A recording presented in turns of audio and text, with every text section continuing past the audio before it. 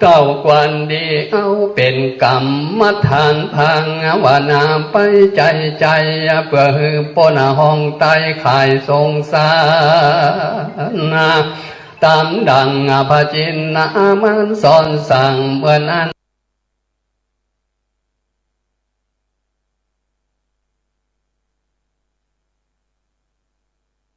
นามาลังอินคำเทวะตุระตังจำชื่อไว้จำเลินไว้จุวันอย่านับยุงบ่ได้ปังเปล่าคือเราสอนใจตั้งบ่ดีไปตันหากสอนบอกแจ้งนอกและในใจเมื่อมีชีวิตเป็นไปตั้งยุงสอนตนสอนใจคู่กับตัวอย่านับไข่หัวว่าตัวยังหนุ่มสีนางามจุ่มมีวันมันจุหลาดมันตันเมื่อยังหนุ่มบับขวาสุ่มเมื่อน้ำตาบ่มีสบายเพราะว่าวิหบากห่างจากหลากนำไปยันเนื้อใจว่าอายุเฮายังหนุ่มบ้านเท่าแล้วก่อยกะตำบุญหลอนความตายมาส่วนเมื่อมีอายุหนุ่มนั้นก็จักมังละนำไปบ่มีอันใดและจักเอาไปตัวใดมีแต่บุญกรรมบาปมาอันใดทำไว้หากตัวไปเหมือนดังเงาเตรียมตนตามจิตอยู่ได้สาเวทุกอกูตามกรรมมาสงสารนี่นอมันจัวลาดเนน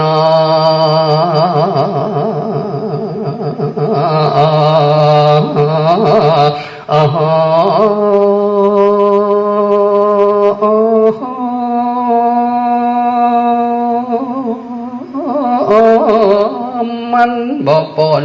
ไปสังโฆมันบ่แวเวนกูยิงใจปิอาเยหิวิมปะยงโกทุกหักกันแล้วปล่อยบ่ได้ไกลได้อยู่ไกลกันต่างห้องไก่เตะต้องแห่งต่างเตียวคำดงเขียวและปูด้อยคันแสนตีหักกัน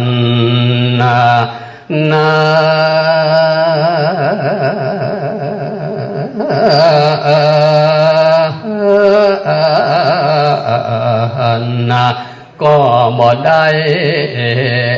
ไป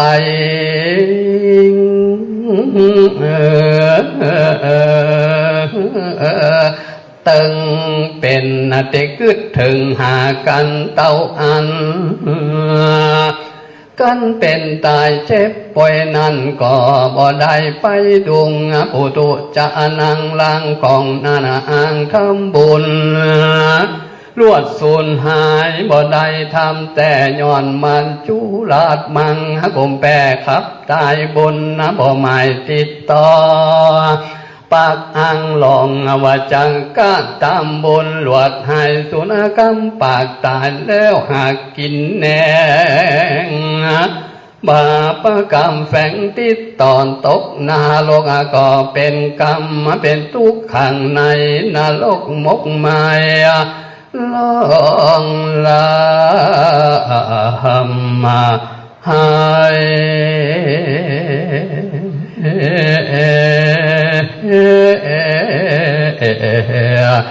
อยู่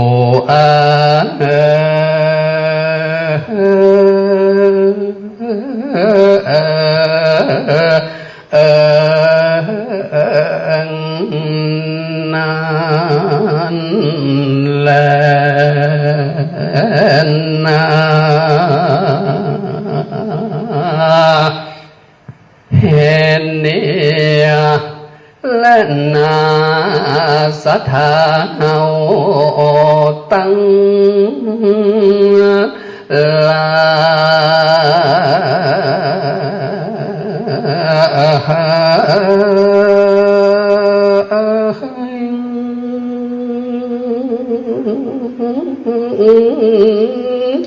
บอกวันนี้พระมาจุงปางกันหยาดน้ำลิงต่างดีเพราะว่าคนเฮาในโลกโลกี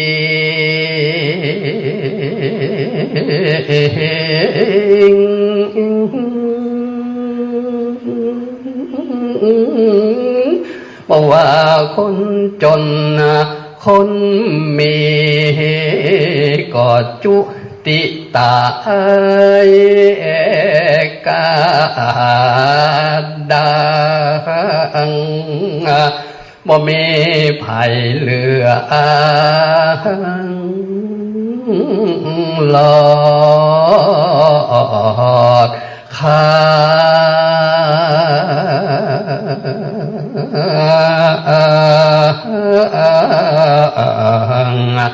ล้วนแต่จิตดับวอดนาหว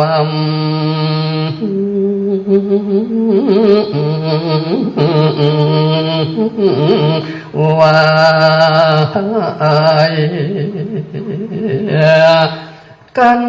ตายไปแล้วจินบดี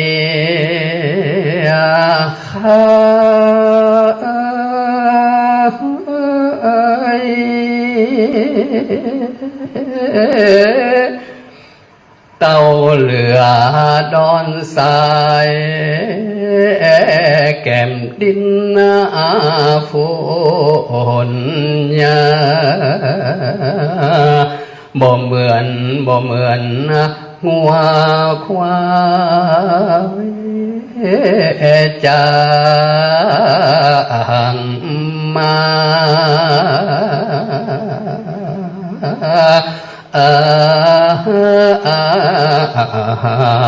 ตายไปแล้วก็หากตึง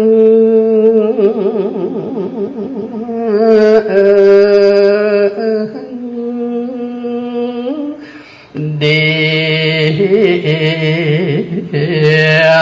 เป็นอาหารเลี้ยงมนุษย์โลกของโลกี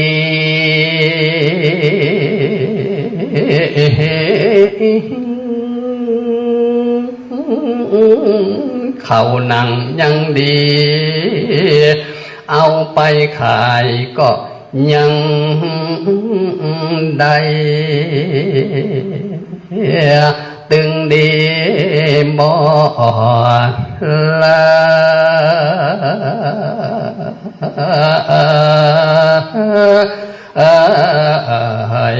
จุเยียงปัน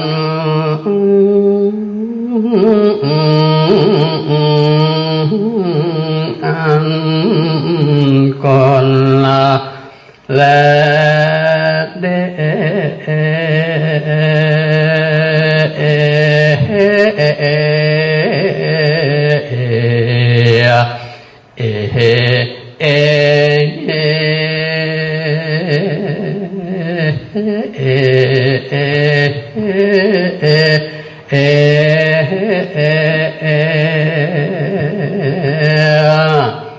วิชาดีเป็นสหายเลี้ยงชีวิตพัญญาสนิทเป็นสหายในเกหาบุญกุศลเป็นมิตรเมื่อมรณา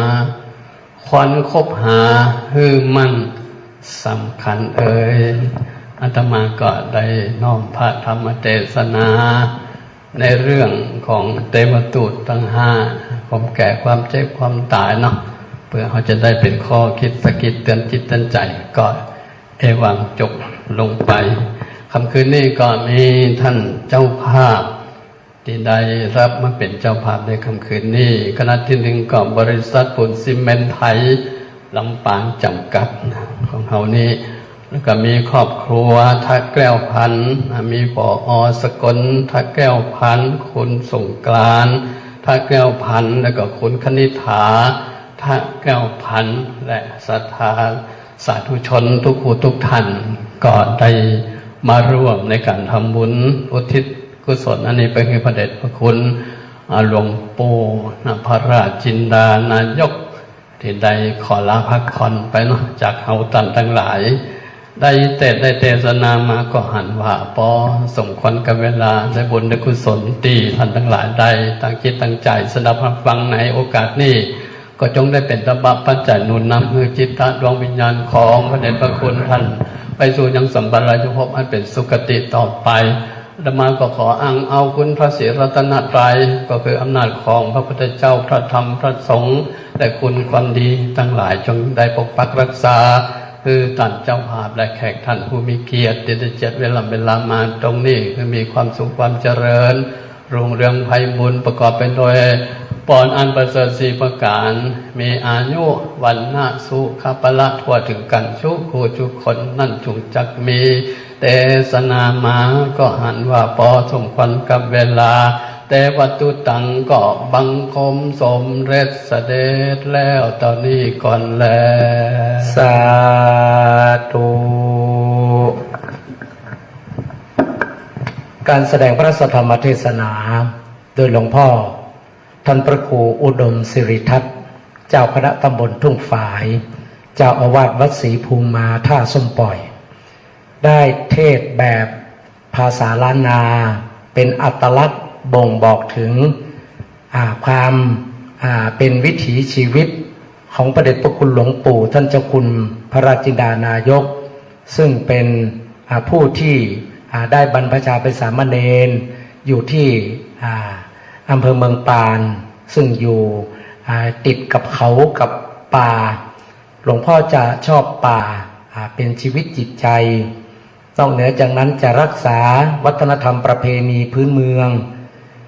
กล่าวถึงเทวทูตทั้ง5ครั้งเมื่อเจ้าชายสิทธัตถะได้เสด็จประพาสอุทยานได้เทวดาได้จำลองจำแรงให้เจ้าชายสิทธัตถะให้เกิดความเบื่อหน่ายในพระราชวังโดยไปพบคนแก่เดินไปสักระยะหนึ่งพบคนเจ็บแล้วก็ไปพบคนตายเป็นสิ่งที่ปรุงสังเวชน่าเวทนาเป็นอย่างยิ่งแล้วไปอีกที่หนึ่งก็ไปเจอสมณะจึงตัดสินใจที่เข้าสู่เพศสมณะตั้งแต่บัดนั้นเป็นต้นมาอันนี้คือเรื่องของเทวทูตซึ่งเป็นทูตของเทวดาที่มาจำแรงให้เจ้าชายสิทธัตถะได้ตัดสินใจทรงผนวดอันนี้ก็คือเนื้อเรื่องของมันสรุปย่อๆนะครับต่อจากนี้ไปครับจะเป็นการสวดพระอภิธรรมก็จะเป็นการสวดแบบพื้นบ้านล้านนาซึ่งนับวันจะหาฟังได้ยากโดยเฉพาะอย่างยิ่งสวดนี้เป็นทำนองคล้ายๆกับพระจีนที่สวดเป็นสูตรสิญาคล้ายๆสวดเบิกทางล้านนาเหมือนกันอันนี้สูตรสิญาก็ของเหนือเหมือนกันนะครับก็จะเป็นลักษณะที่เราฟังเป็นภาษาบาลีล้วนเลยนะครับก็ขอเรียนเชิญอาจจะจุดธูปเทียนบูชาพระอภิธรรมนะครับท่านผู้อำนวยการสกลพระแก้วพันธ์ครับอดีตผู้อำนวยการโรงเรียนบุญยวาสวิทยาลัยได้จุดธูปเทียนบูชาพระอภิธรรมครับ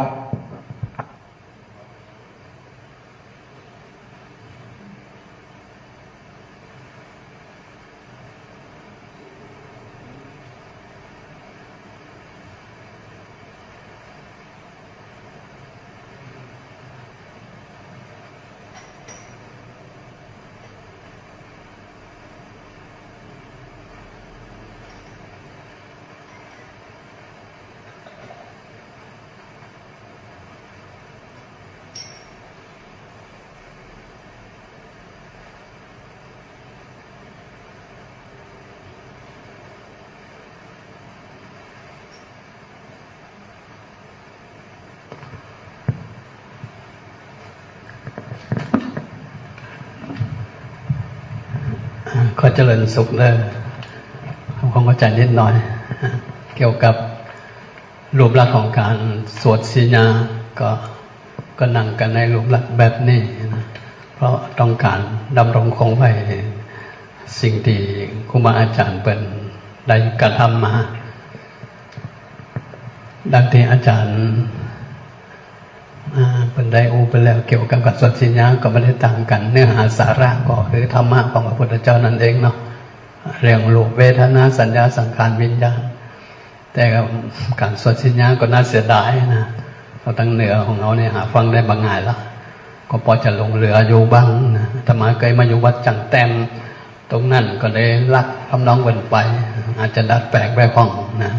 ก็ถือว่าธรรมดาอย่างไรก็คงตรงนี้เอาไว้เนาะอภิธรรมนั่นก็มาตอนหลังๆนี่นะประมาณสัก30-40 ปีนี่ก็อาจจะมาถึงก็ได้นะก่อนนี้วัดไหนมีพระกี่รูปกี่องค์ก็ป้าก็ไปนั่งลงวงใหญ่ๆก็คงมีจุดประสงค์ตรงนั้นอยู่ละโดยเฉพาะก็เสียงนะไม้มันก็บ่มีแล้วก็ต้องอาศัยเสียงเอ็กเสียงหยังแต่มาตอนนี้ก็ฟังกันไปนะจะฟังเอาหมดนะฟังเอาบุญกันละกันตอนนี้ก็ไว้ยางเข้ามากับเบาละเจ็ดละ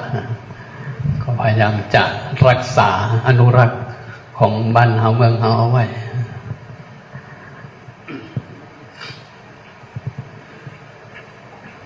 โมตัสสะภะคะวะโต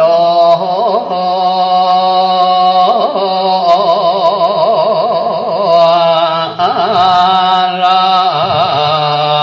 หะโต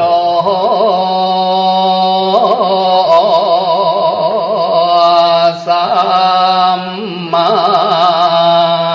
สัมพุทธัสสะนะโมตัสสะภะคะวะโต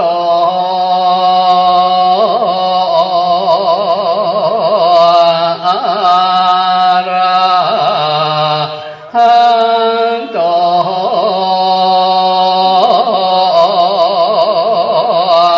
สัมมาสัมพุทธัสสะนะโมสัมภะคะวะโต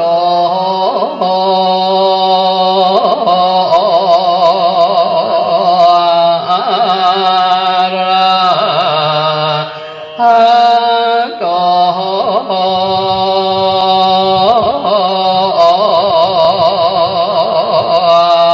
สั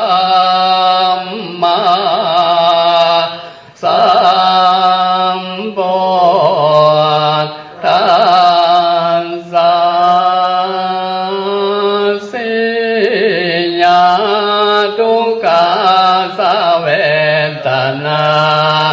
สัมปโยตาธรรมมังปฏิจจทุกขายเวทนายสัมปโยโตธรรมโมปัจจัยยาเห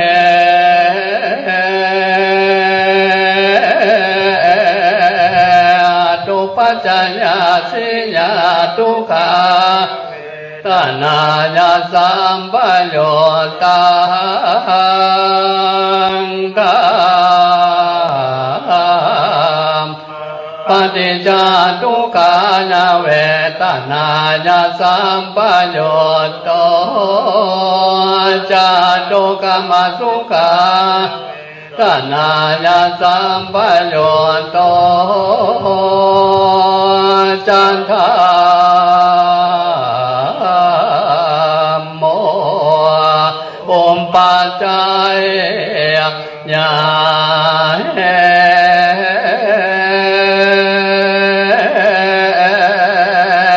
ตุปัจจยสิยาตุกรรมสุขาต สัมปโยตังธรร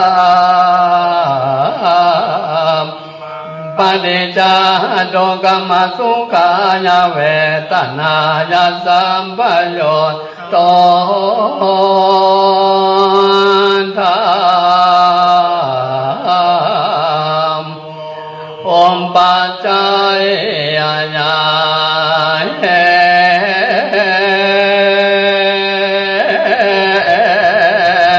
ตุปัจจย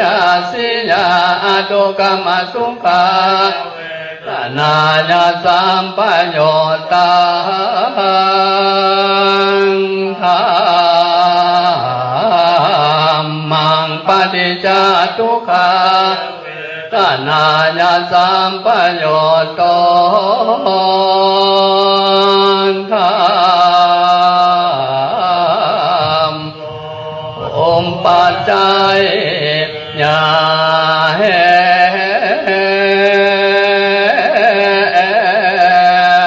ตุปัจจัยสิยา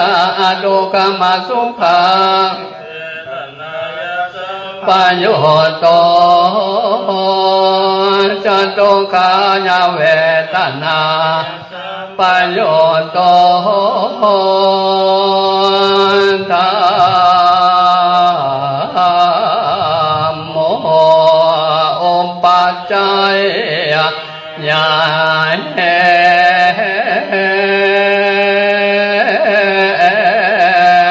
ตุปัจจัยอตุกรรมสุขายเวทนาญาสัมปโยตังธร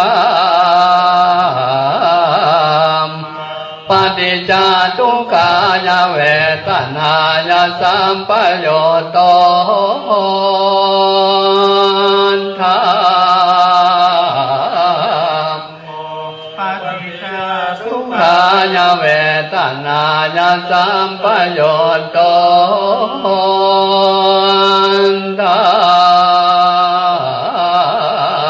มโมปัจจัยญา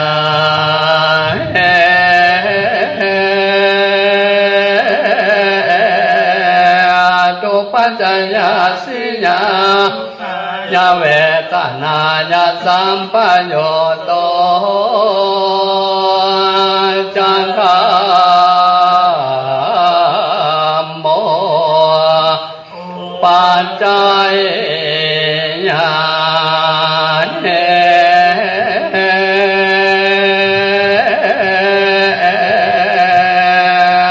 ตุปัจจัยสิยา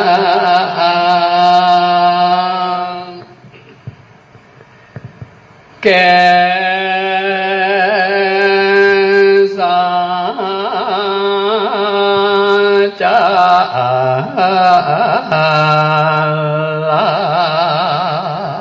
โปรมปะคันโท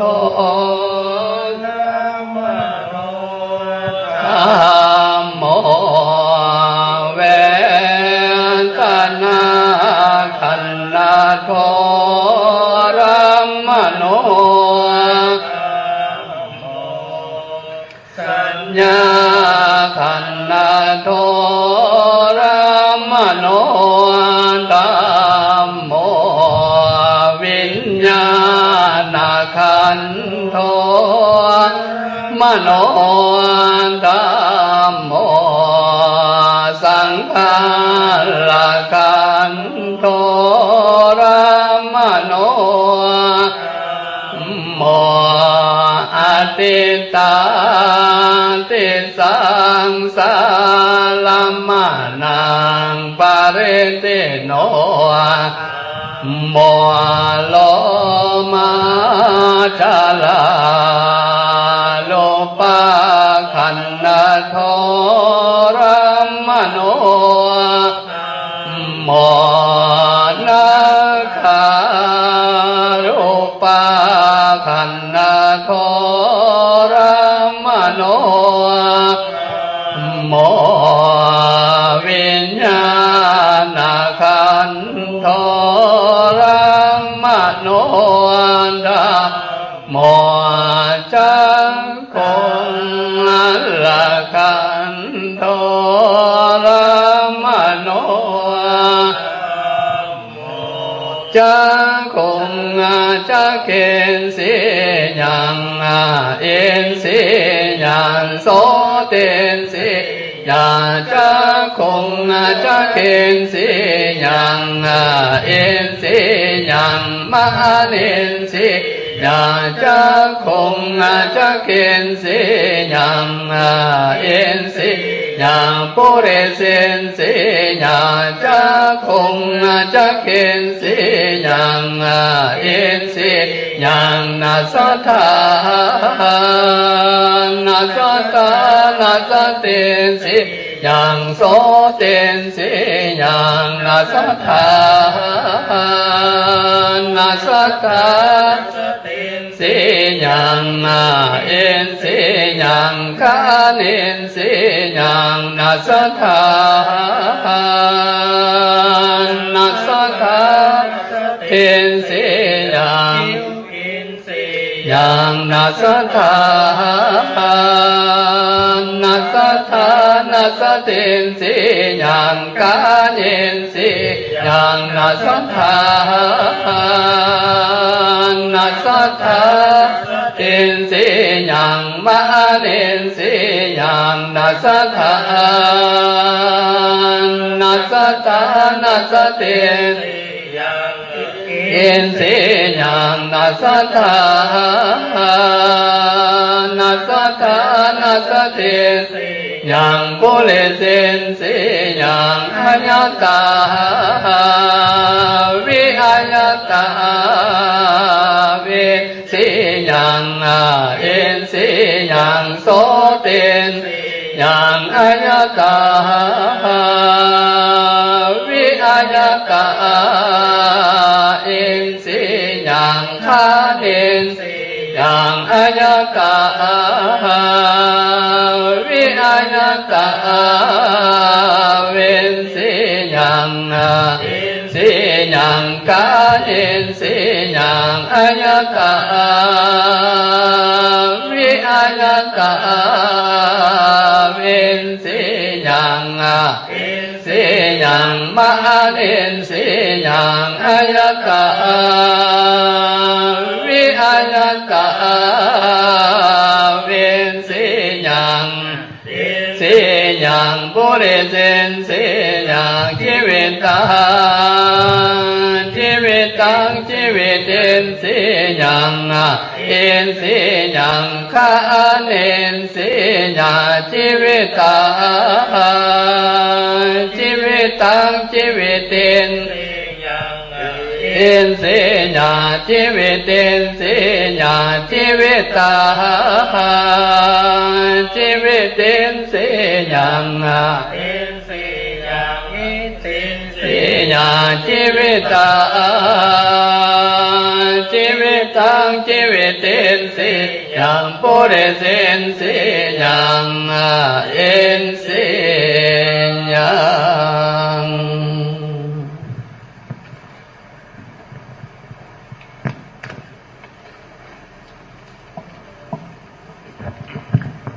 ขณะนี้การสวดพระอภิธรรม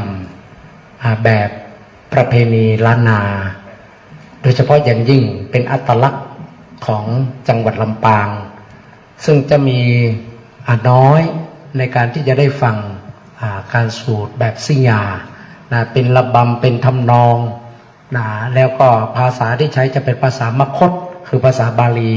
ล้วนๆเลยนะครับถ้าจับประเด็นได้ก็คือเรื่องของสังขารธรรมซึ่งประกอบด้วยรูปเวทนาสัญญาสังขารและวิญญาณจะกล่าวถึงเรื่องเหล่านี้นะครับ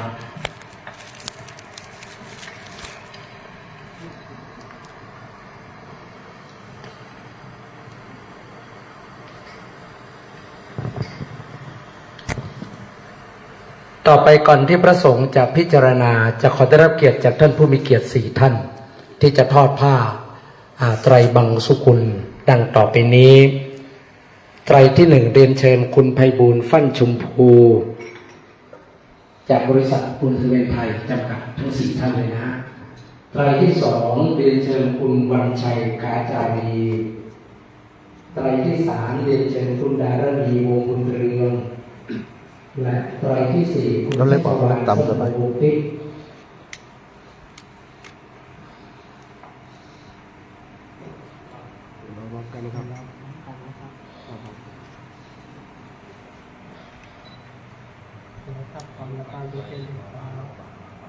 ครับยกผ้าไตรระหว่างขวางประตูสายโยมครับผ้าผู้ชายไม่ถึงว่าเรียบร้อยฝั่งนั้นที่เดินได้เลยครับนี่มันก็ส่งพิจารณาครับเอาเลยบอกตามสบาย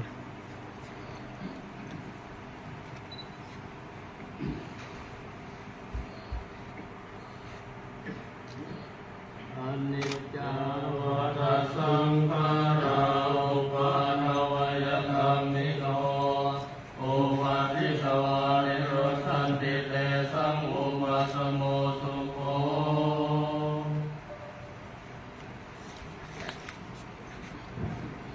ขอบคุณท่านผู้มีเกียรติทั้ง4ท่านที่จะเป็นตัวแทนทอดผ้าไตรบางสุขมาณโอกาสนี้ครับ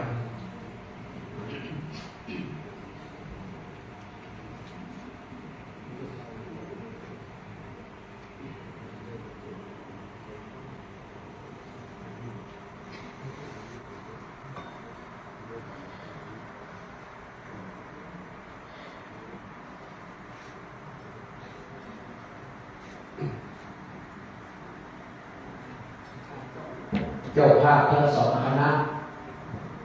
ทางฝ่ายศาสนพิธีได้จัดปัจจัยของท่านแต่ละเจ้าภาพเตรียมใส่วางไว้ที่บนพานไว้เป็นที่เรียบร้อยทั้ง2คณะจะเริ่มตั้งแต่คณะที่1คือของบริษัท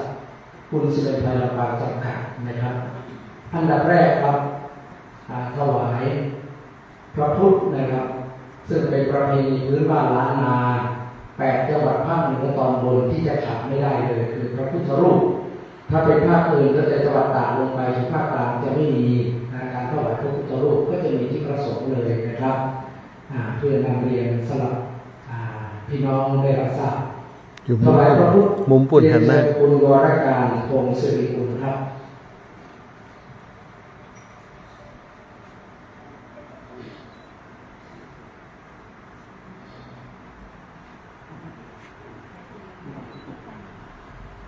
คุณวรการพงศ์สิริกุลกรรมการผู้จัดการบริษัทปูนซีเมนต์ไทยลำปางจำกัดนะฮะ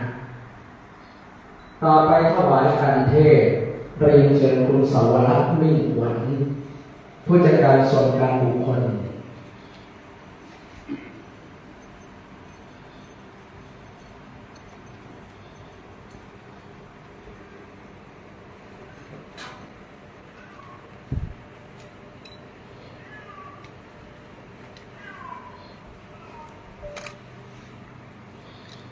ต่อไปถวายการสวดพร้อมกันเลยนะครับ4ท่านดังนี้ถวายรูปที่1คุณวิสาตรีปิยรัตน์ที่ปรึกษางานรับกิจสัมพันธ์ของบริษัทปูนซีเมนต์ไทยลำปางจำกัดถวายพระสงฆ์รูปที่2คุณมนัสอนันตกิจไพบูลย์ผู้จัดการธุรกิจสัมพันธ์ถวายรูปที่3คุณบวรวรรณศรีผู้จัดการรัฐกิจสัมพันธ์และชุมชนสัมพันธ์ถวายรูปที่4คุณวัชรินทร์กันทยศผู้ช่วยผู้จัดการรัฐกิจสัมพันธ์นะครับชุมชนครับ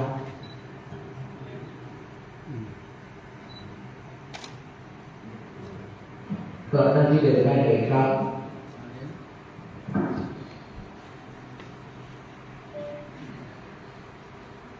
ต่อไปเจ้าภาพคณะที่2เตรียมพร้อมได้เลยนะเจ้าภาพคณะที่2ครับยกประเคนได้เลยนั่งต่อไปนี้เจ้าภาพคณะที่2ก็คือครอบครัวของท่านแก้วพันธ์นะครับถวายพระพุทธเรียนเชิญคุณดวงชิพท่านแก้วพันธ์นะครับกรมทิพย์นะอาจารย์กรมทิพย์ท่านแก้วพันธ์ครับถวายพระพุทธกันเทศเรียนเชิญท่านผู้บริการเจริญพรทักแก้วพันธ์ครับอดีตผู้บริการวิทยาลัยพยาบาลบรมราชชนนีนครปฐมครับ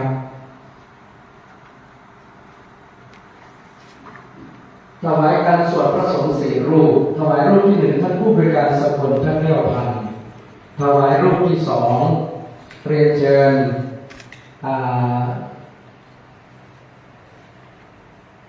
คุณสากรเนตรนะครับท่านแก้วพันธ์ถวายรูปที่สามเรียนเชิญคุณขันตรีท่านแก้วพันธ์และถวายรูปที่สี่คุณนิตยาแก่ที่หนึ่งนะครับสี่ท่านเรียนเชิญครับถ้าผมอ่านนามสกุลผิดกราบขออภัยนะครับ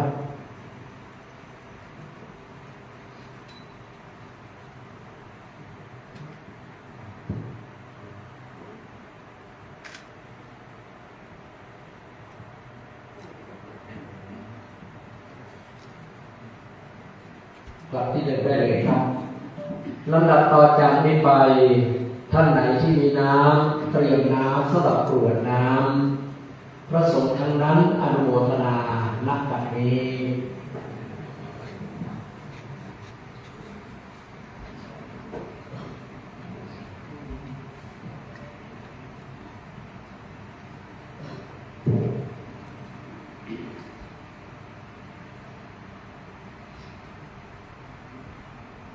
ยะถาวาลิวหาปุราปะริปุเรนติสาคารังเอวเมวะอิโตทินังเปตานังอุปกัปปติอิชิตังปฏิตังตุมหังคิปะเมวะสมิสัตโตสัพเพปุเรนโตสังกัปปะจันโตปันนราโสยะถามณิโชติระโสยะถาติโยเอวาจันตุสัมปันโนโควินา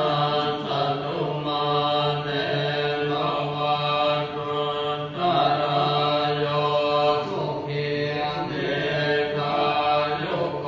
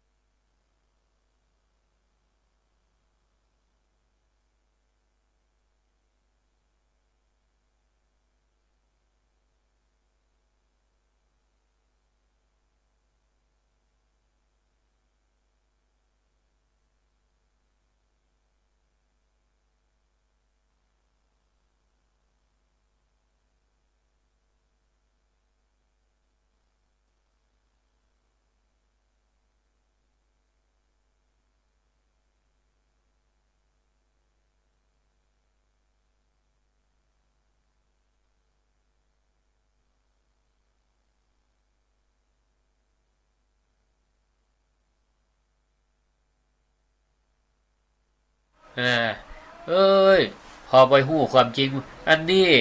มันบ่ใจบวชมันบ่จิปฏิบัติแต่แล้วนี่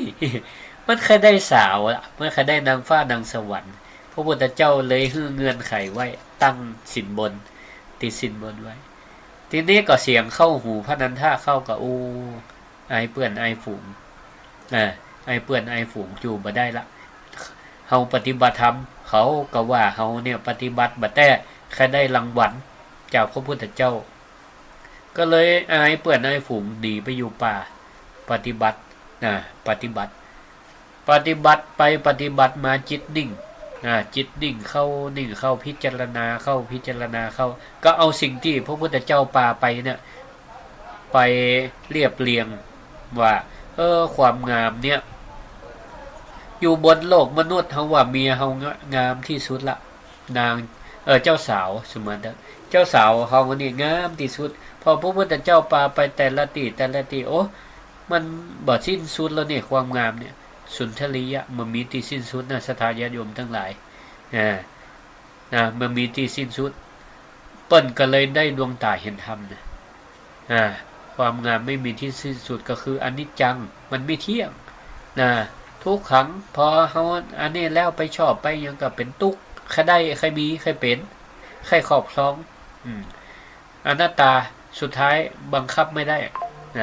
รักอะไรชอบอะไรใครได้อะไรอย่างไปบังคับคือมาเป็นของเรานี่มันบ่ได้ก็เลยได้ดวงตาเห็นธรรมบรรลุธรรมจนกลับมาเข้าสังคมสงฆ์ทีนี้พระพุทธเจ้าเปิ้นก็เป็นคนที่รักษาสัจจะพระพุทธเจ้าก็เลยตรัสถามนันทะเป็นไงทำให้แจ้งซึ่งอริยสัจหรือยังกิจในอริยสัจของข้าพระองค์สิ้นสุดแล้วพระเจ้าค่ะก็คือบรรลุธรรมนั่นแหละหันในทุกข์สมุทัยนิโรธมรรคหันในเหตุหันในกองทุกข์หันในสาเหตุของความทุกข์แล้วก็ดับทุกข์ได้แล้วเดิมเนินตามความดับทุกข์ได้แล้วพระเจ้าค่ะเอาละถ้าเธอทำอย่างนี้ได้เราไม่ลืมสัญญาเราไม่ลืมสัญญาเธอมาตามสัญญาใช่ไหมเราจะทำตามสัญญาพระนันทะขอเดชะข้าแต่พระองค์พระผู้มีพระภาคเจ้าผู้เจริญข้าพระองค์ไม่ปรารถนารางวัลใดแล้วเพราะบ่มีกิเลสแล้วโลกเนาะความรักโลภโกรธหลงหายไปในที่สุดอันเนี้ยสองเรื่องเนี้ยปางโปรดพญาชมพูบดีก็ดีพระนันทะก็ดีก็คือพระพุทธเจ้าเนี่ยปราบมานะทิฏฐิบางเตือเป็นห้องว่าปราบมานะทิฏฐิฟังดูแล้วมันจะ